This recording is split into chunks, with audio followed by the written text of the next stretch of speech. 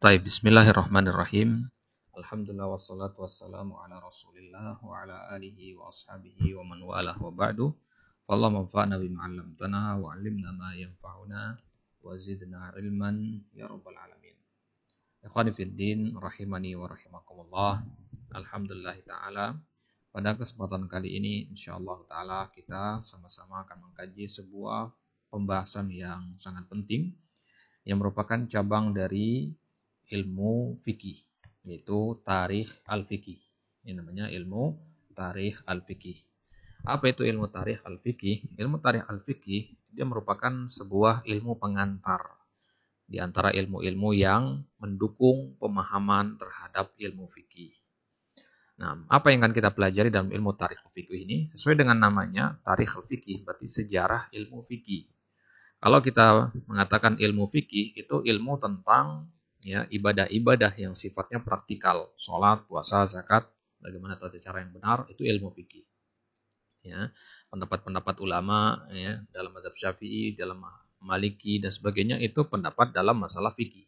Nah, kalau ilmu tarikhul fikih adalah ya pengantar untuk itu semua.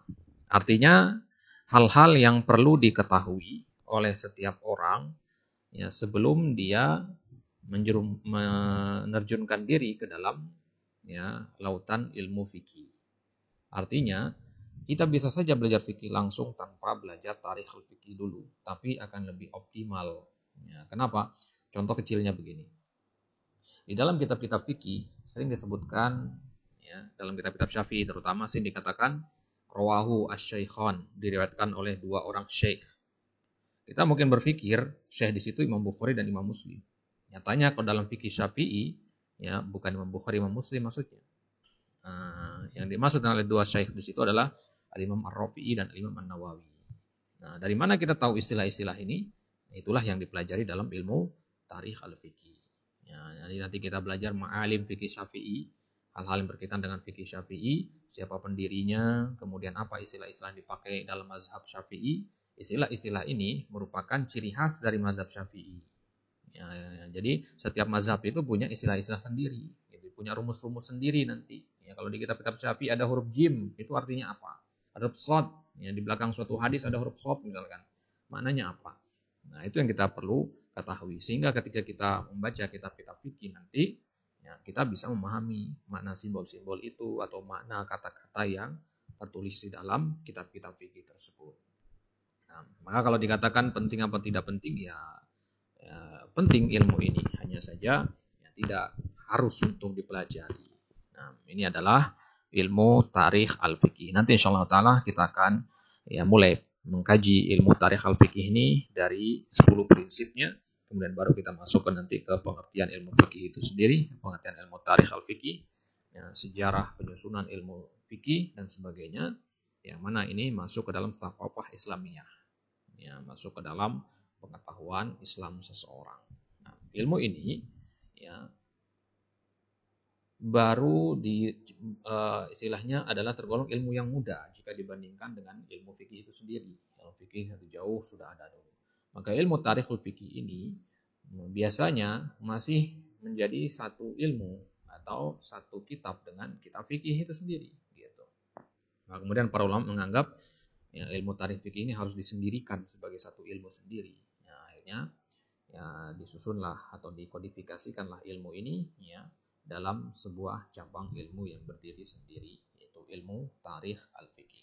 Nah, kemudian ya, ikhwani fiddin rahimani wa rahimakumullah, pada ya, kesempatan ini dan kesempatan selanjutnya insyaallah kita akan membahas ilmu tarikh al-fikih ini melalui ya slide-slide yang akan kita pelajari di sini. Slide-slide ini ya disusun dan disediakan oleh Syarikat Israil Mutun. Ya, sebuah yayasan, sebuah ya layanan jasa yang menyediakan pengajaran kitab-kitab turas, semisal kitab Tarikhul Fikih ini. Nah, jadi ini sebenarnya adalah poin-poin penting dari sebuah kitab yang berjudul Al-Madkhal ila Tarikh Al-Fikih.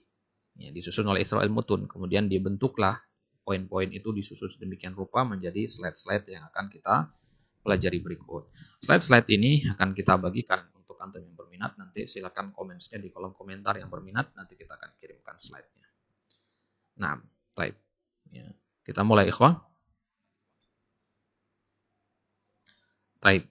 At-tamhid. Ya, jadi awal dari sebuah ilmu itu pasti ada tamhidnya, yaitu muqaddimahnya, prakatanya sebelum kita masuk kepada ilmu ini sendiri.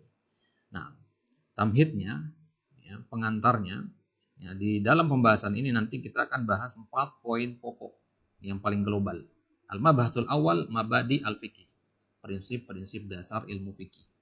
Nah, kemudian al-mabhasul tsani, masalah yang kedua yang akan kita bahas adalah apa yang dimaksud dengan ilmu tarikh al-fiqih. Ya, definisinya apa, karakteristiknya apa, kenapa kok penting dipelajari, sebagainya akan kita bahas di situ di poin yang kedua. Kemudian di al-mabhasus tsalis, poin yang ketiga, kita akan membahas khasaisul fiqih al-islami, karakteristik fikih Islam. Ya. Kemudian poin yang keempat nanti kita akan membahas daf'u da'wa ta'assuril fiqh al-islami bin nidhamis sabiqah. Ya, bantahan kepada klaim yang menyatakan bahwasanya fikih Islam itu terpengaruh oleh, ya, peradaban atau pengetahuan umat-umat sebelumnya atau umat-umat yang lainnya. Ada mengatakan fikih Islam itu, ya, diambil dari, ya, syariat nabi-nabi terdahulu misalkan, atau dari apa. Nah, nanti kita akan bahas bagaimana membantah syubhat-syubhat seperti itu dan mendudukkan perkara masalahnya pada tempatnya masing-masing. Baik, kita mulai dari al-mabhasul awal, yaitu mabadi'u al-fiqhi. Baik. Mabadi'ul fiqhi, nah, mabadi itu jamak dari mabda yang artinya dasar atau prinsip-prinsip, dari kata bada'a. Mabadi'ul fiqhi artinya prinsip-prinsip dasar ilmu fikih. Jadi kalau nahu, mabadi'un nahwi namanya. Ya. Tauhid, ya, mabadi'ut tauhid namanya. Nah, ya. Jadi sebelum kita mempelajari ilmu apapun, kita harus mengawali dengan mengetahui mabadi'nya dulu. Jadi antum nih pertama kali belajar faraid misalkan, maka antum harus pelajari mabadi'nya. Jadi mabadi'ul ulum itu ada 10. Yang pertama namanya al-haddu. Ya. Yang kedua namanya al-ismu. Yang ketiga al-maudu'u. Al-haddu artinya pengertian. Al-ismu dari artinya nama. Artinya antum harus tahu pengertian ilmu itu dulu. Nama ilmu itu apa, maudu'nya apa, temanya apa. Kemudian al-masail, apa permasalahan-permasalahan yang akan dibahas dalam ilmu tersebut. Kemudian as-samarah, apa buah yang akan antum petik dari mempelajari ilmu tersebut. Kemudian al-istimdad, ya, dari mana ilmu itu diambil. Kemudian al-wadi, siapa peletak dasar atau penemu ilmu tersebut. Kemudian al-hukm, apa hukum mempelajari ilmu tersebut. Kemudian an-nisbah, ya, kalau dibandingkan dengan ilmu-ilmu yang lain, posisinya ilmu ini berada di mana? Termasuk ilmu syar'i atau ilmu apa? Gitu. Kemudian yang terakhir al-fadl, nah, apa keutamaan mempelajari ilmu ini? Nah, ini 10 mabadi yang antum harus pelajari. Jadi kalau antum mau belajar nahwu, ajukan pertanyaan ini. Apa pengertian nahwu? Apa saja nama dari, ya, ilmu nahwu selain kata nahwu? Apa tema utama ilmu nahwu? Ya, siapa peletak dasar ilmu nahwu? Kemudian apa keutamaannya? Apa hukum syariat dalam mempelajari ilmu nahwu? Nah, ini namanya al-mabadi al-asyarah. Ya, 10 prinsip dasar ilmu.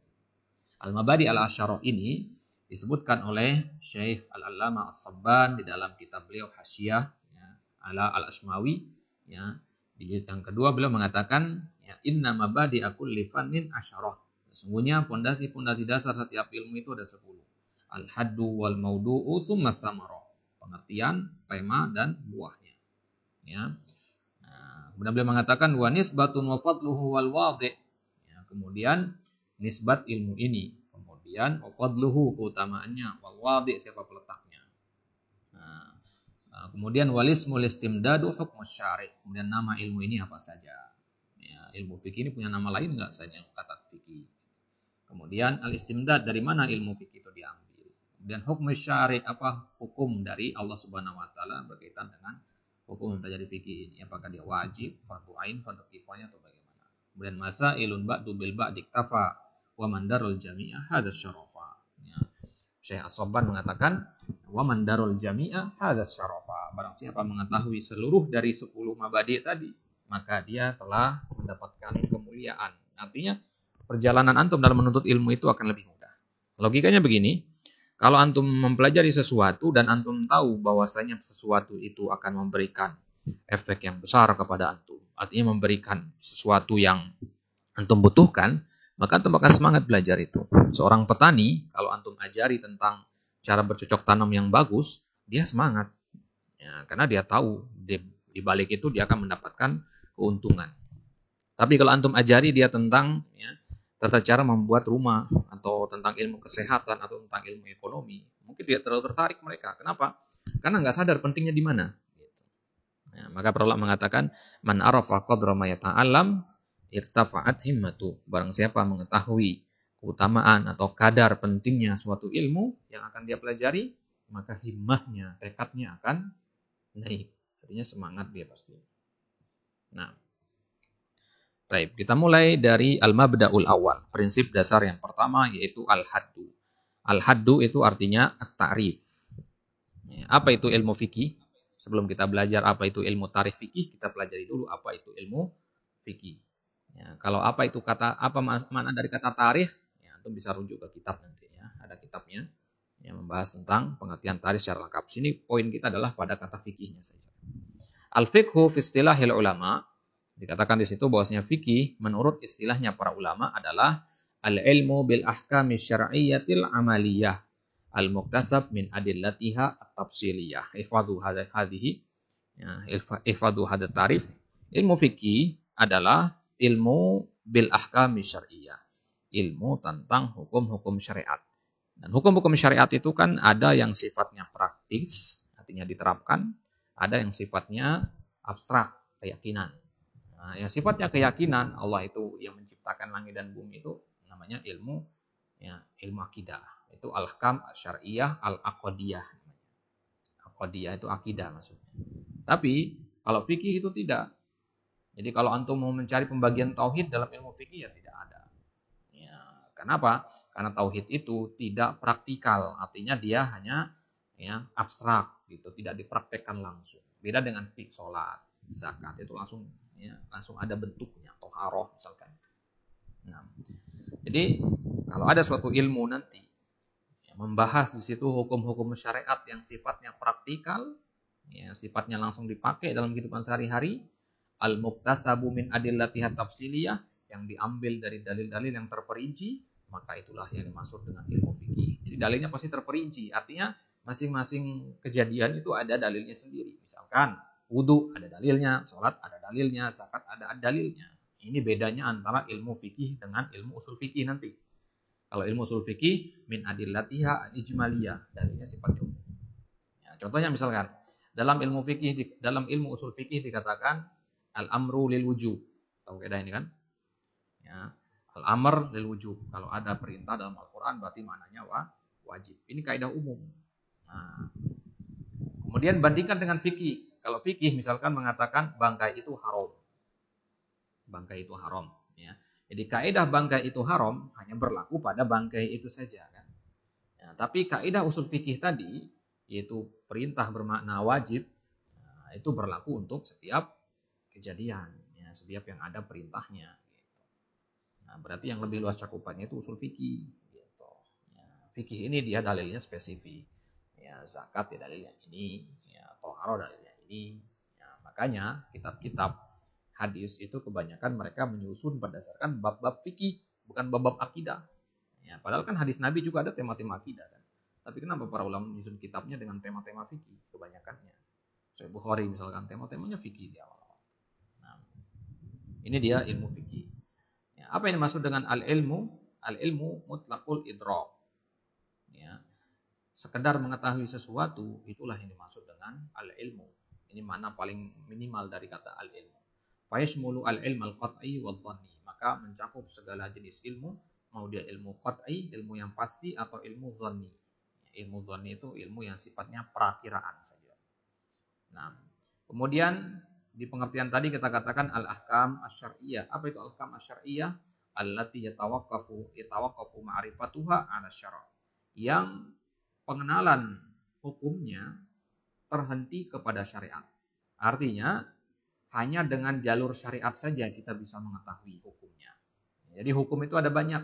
Ada namanya hukum al-aqliyah, hukum logika. Hukum logika misalkan ada asap, ada api, itu namanya hukum logika. Ya, 1 tambah 1 Ya, sama dengan 2. Ini namanya hukum logika. Tapi kalau hukum syariat, ya, untuk mengetahuinya harus dengan jalan dalil. Gitu. Misalkan, ya, apa hukum melafazkan niat sebelum sholat? Untuk mengetahui jawabannya, antum harus baca dalil. Gitu.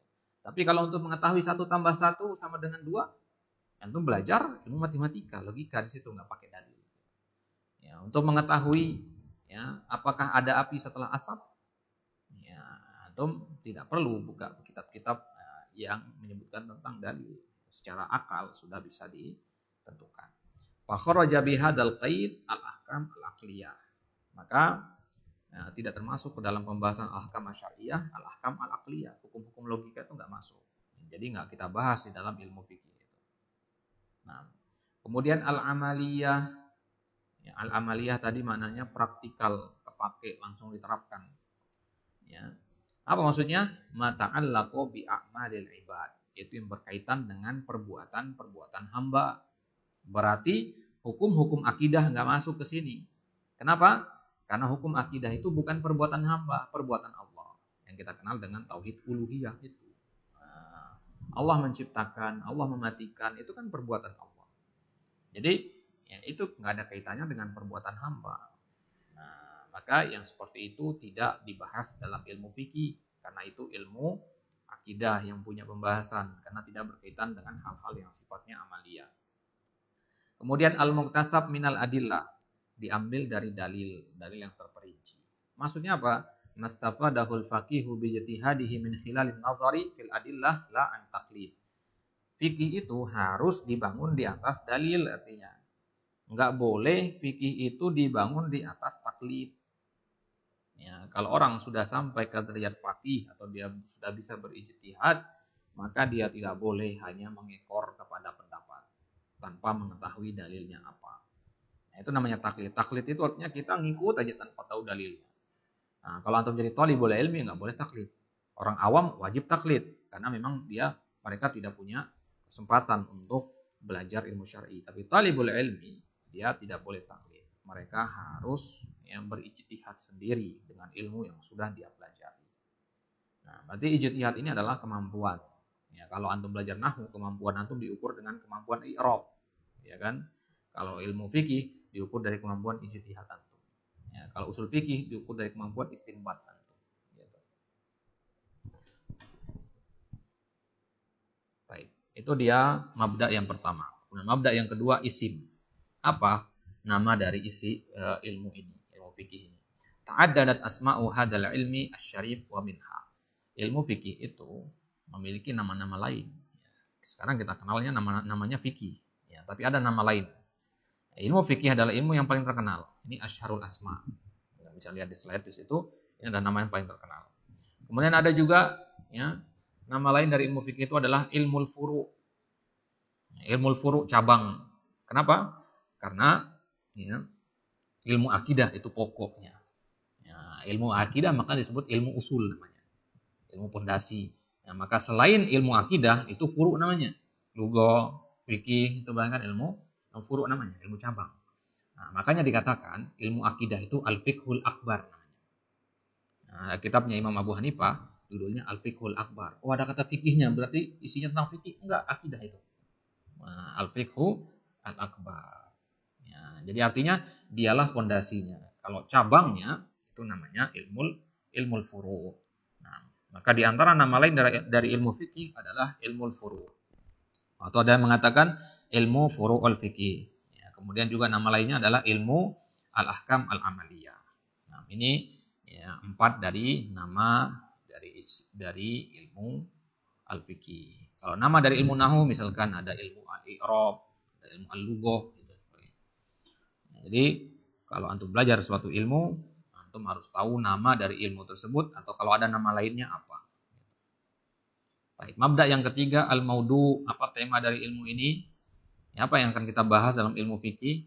Ya, ini kan kita mata pelajaran kita sekarang ini kan tarikh fikih.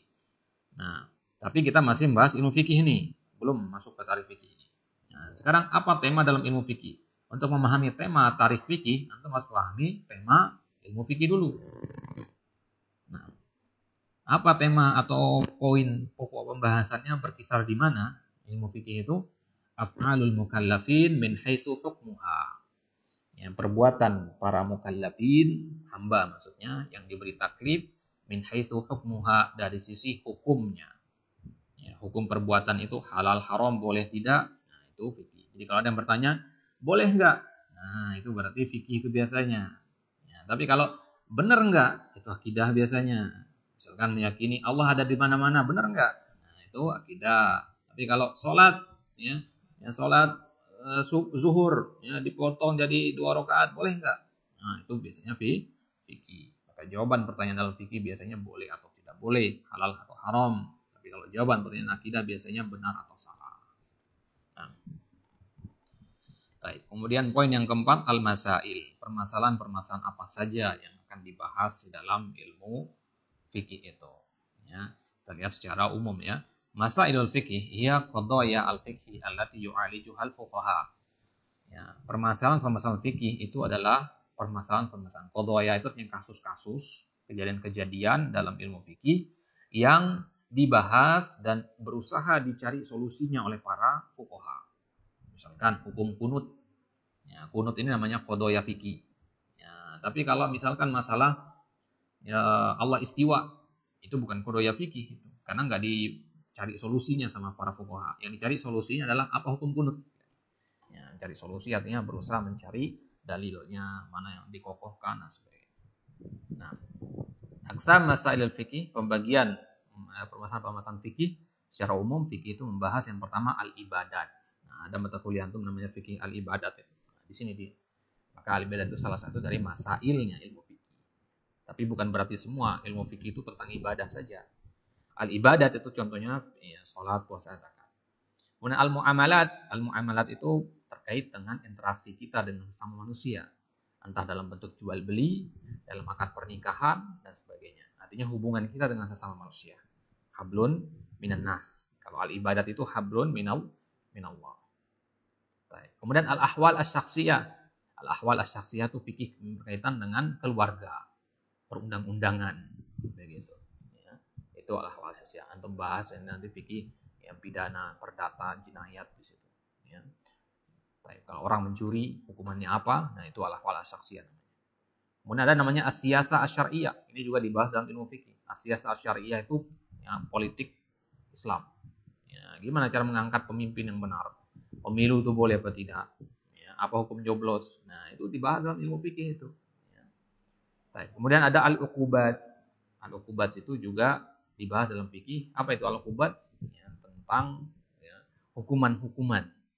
Ya, misalkan ya, orang ya, mendatangi istrinya di siang hari bulan Ramadan, apa hukumannya? Dia harus bayar apa? Ya, harus melakukan apa? Ya. Orang yang mencuri harus dipotong tangan, orang berzina harus dirajam dan sebagainya, itu masuk ke al-uqubat. Ya, dia cabang dari al-ahwal asy-syakhsiyah tadi. Nah, kemudian ada al-alaqat ad-dauliyah, yang lebih luas lagi, itu hubungan antar negara. Nah, hubungan internasional ya. Ini juga dibahas dalam ilmu fikih ternyata. Bagaimana menjalin hubungan diplomasi dengan negara-negara lain. Gitu. Di Islam itu demikian luasnya. Sampai hal-hal seperti ini pun ada pembahasannya. Nah, kemudian baru yang terakhir al-adab. Jadi adab itu juga masuk dalam pembahasan fikih sebenarnya. Adab membaca Al-Quran, adab sholat. Ya, bagaimana cara mereka khusyuk dalam sholat termasuk ke dalam. Jadi dia ibaratnya adalah pelengkap untuk ilmu fikih. Nah, inilah dia ya 7 permasalahan ya atau 7 masalah ilmu fikih. Jadi kalau kita bahas ilmu fikih, maka tidak akan keluar dari 7 pembahasan ini. Antum buka kitab misalkan Umdatul Ahkam, kan ada bab-babnya itu ya. Kitabut Thaharah, itu al-ibadat. Ya, kemudian antum buka Kitabun Nikah, itu al-muamalat. Kitabul Bai' al-muamalat. Antum buka ya, Kitabul Jinayat, hukum potong tangan bagi pencuri, itu kitab ya al-uqubat atau al-ahwal asy-syakhsiyah gitu. Jadi sebelum mempelajari permasalahan apapun dalam usul fikih, dalam fikih antum harus tahu mengelompokkannya kemana. Ibaratnya fikih itu adalah antum punya rumah, berderet pintunya banyak. Pintu pertama namanya al-ibadat, pintu kedua al-muamalat. Ya, jadi ketika ada yang bertanya tentang suatu permasalahan kepada antum, berusaha kembalikan dulu ke pintu yang mana dia. Nah, jangan campur adukan gitu. Ya, berusaha dikembalikan kemana. Ada yang nanya kepada antum tentang ya, hukum haid misalkan, oh berarti ibadat sini, oh di sini dia pembahasannya, kan ditukar-tukar. Baik, itu mabda yang keempat, masail. Jadi kalau antum belajar ilmu nahu, antum harus tahu apa saja masail ilmu nahu. Apa masail ilmu nahu? Ya, al-marfu'at, al-mansubat, ya, huruf jar, itu dibahas dalam ya, ilmu nahu. Kalau ilmu fikih, apa yang dibahas? Ya ini, ibadah, muamalah, gitu. Baik. Kemudian al-mabda'ul khamis as-samarah. Apa buah dari mempelajari ilmu fikih? Samaratu ta'allumil fikih. Buah dari mempelajari ilmu fikih. Imtisalu awamirillah wa jatinabu nawahihi. Yaitu ya melaksanakan perintah-perintah Allah dan menjauhkan diri dari larangan-larangannya. Kenapa? Karena dengan ilmu fikih kita tahu yang mana yang halal, yang mana yang haram.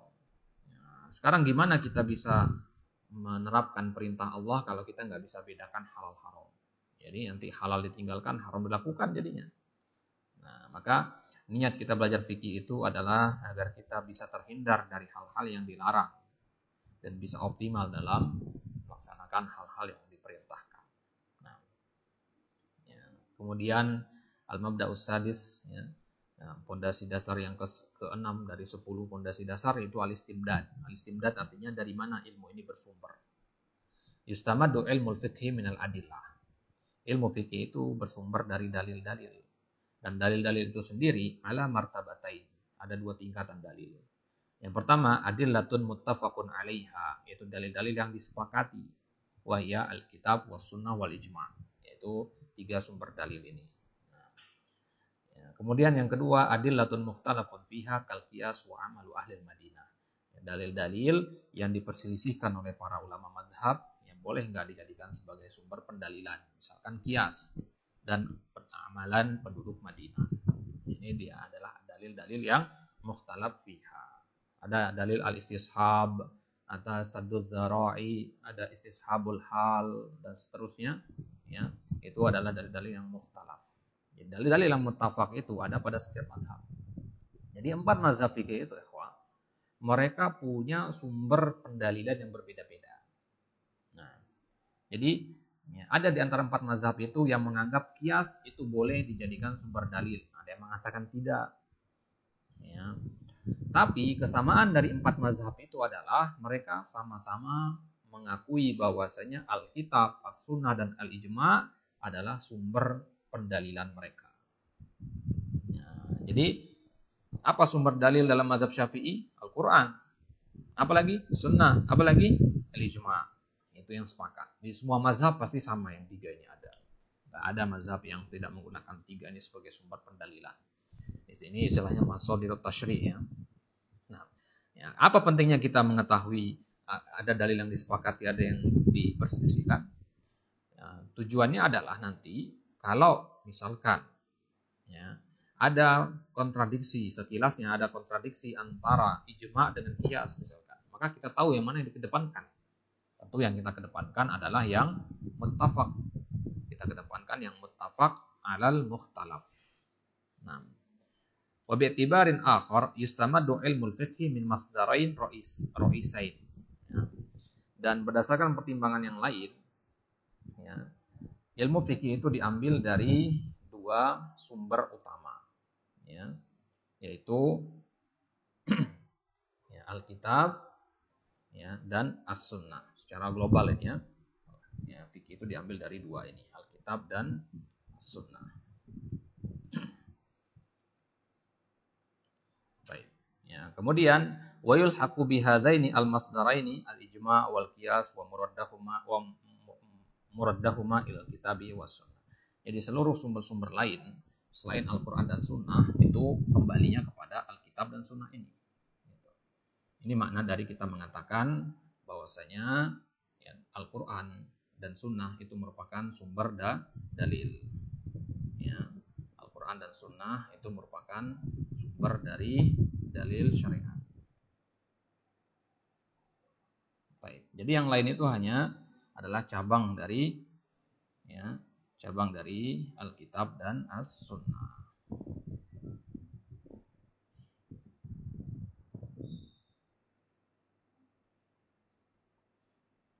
Nah, Kemudian kita masuk ke mabda yang ketujuh, al-wadih.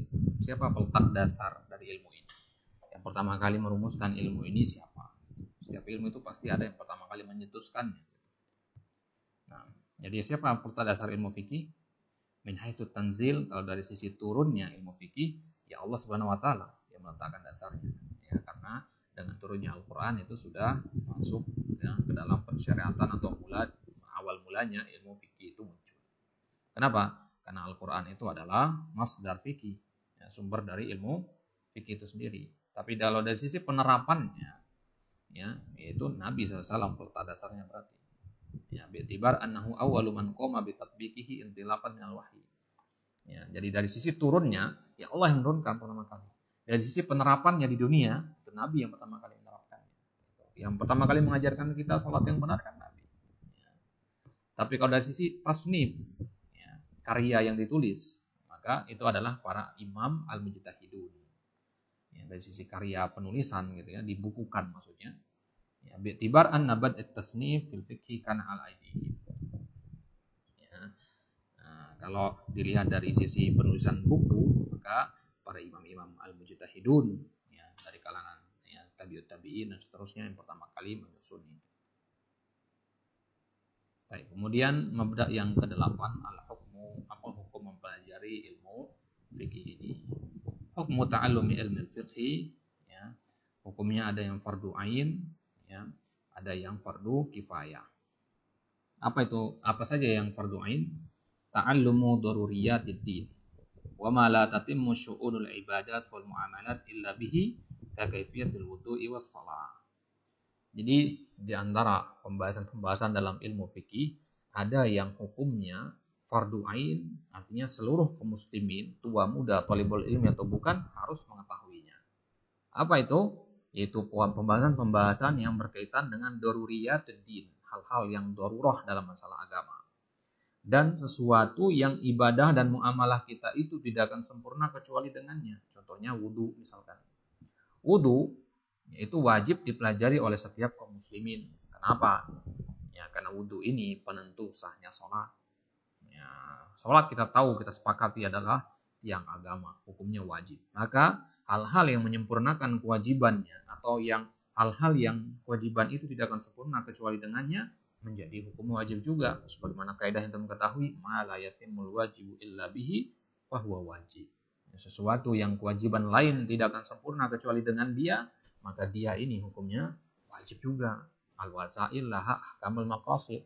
Perantara itu mengikuti hukum tujuannya. Nah, sholat, tujuan kita adalah sholat. Sholat agar diterima. Sholat hukumnya wajib. Maka perantara untuk menuju sholat yang wajib itu yaitu wudu, juga hukumnya wajib. Nah, ini fardu ain. Ya, ain itu artinya secara personal, wajib secara setiap orang. Adapun fardu kifayah itu cukup untuk orang-orang tertentu saja. Artinya kalau sudah dipelajari oleh sebagian kaum muslimin, gugur kewajiban dari yang lainnya. Ya, misalkan masalah faraid, tidak semua kaum muslimin wajib belajar faraid. Nah, jadi fardu kifayah itu apa saja? Fardu kifayah itu lebih banyak daripada fardu ain dalam ilmu fikih. Itu mazada amma sabab. Itu ya pembahasan yang lebih dari daruriyatul tadi. Nah, kemudian al-mabda'ut tasi, nisbah. Nisbah artinya kedudukan atau perbandingan ilmu fikih ini jika digandeng dengan ilmu-ilmu yang lain. Maka kita katakan al-fiqhu ahadu ulumi syariah al-mustamaddah min kitab wa sunnah. Maka kita katakan ilmu fikih adalah salah satu dari ilmu syariat yang bersumber dari Al-Quran dan Sunnah. Jadi kalau dibandingkan dengan ilmu-ilmu akidah yang lain, ya dia satu level, sama-sama ilmu syariat. Gitu. Dibandingkan dengan ilmu kedokteran, ya beda dia, karena dia ilmu agama, ini ilmu dunia. Gitu. Nah. Kemudian al-mabda'ul ashir, ya pondasi atau mabda yang ke-10, ya dari 10 prinsip dasar ilmu ini yang terakhir, al-fadl, apa keutamaan belajar fikih. Nah, laqad haddat alaihi nususus syariah al-qarra a'zam al-haddi. Jadi nas-nas syariat, dalil-dalil Al-Qur'an maupun sunnah itu sangat menganjurkan kita untuk mempelajari ilmu fikih. Di antaranya adalah ya, Ya, firman Allah di Al-Quran, wa ma kana al-mu'minuna liyanfiru kafatan. Tidak sepatutnya orang beriman itu seluruhnya keluar dari kampung untuk perang. Falaula nafara min kulli firqatin minhum ta'ifatun liyatafaqahu fid din wa liyunziru qaumahum idza raja'u ilaihim la'allahum yahdharun. Hendaknya ada sebagian dari penduduk kampung tersebut yang tetap di kampung belajar ilmu agama. Ya, tujuannya adalah agar mereka yang sedikit ini bisa memberikan peringatan kepada ya penduduk kampung yang lain yang keluar jihad. Nah, kemudian dalil dari hadis, ya, Nabi SAW bersabda, "Man yuridillahu bihi khairan yufaqihu fid din." Ya, fakih dalam masalah agama artinya fakih dalam masalah fikihnya. Ya, mengilmui yang dipakih itu ya. Antum memahami masalah agama tidak akan sempurna kalau tidak memahami fikihnya. Baik. Nah, itu dia ikhwah pembahasan Al-Mabadi Al-Asyarah 10 prinsip dasar ilmu fikih. Nah, di kesempatan selanjutnya baru kita akan masuk apa yang dimaksud dengan ilmu tarikh al-fikih. Nah, barulah kita masuk ke inti dari ilmu ini. Ya, nanti akan ada 4 poin yang akan kita bahas di situ. Pengertian ilmu tarikh fikih, kemudian apa pentingnya belajar ilmu ini, kemudian dari mana sumber ilmu tarikh fikih, kemudian apa saja karya-karya tulis yang paling terkenal dalam bidang ilmu tarikh al-fikih ini. Nah, naktafi bihada wa sallallahu ala nabiyina Muhammad wa ala alihi wa sahbihi wa sallam.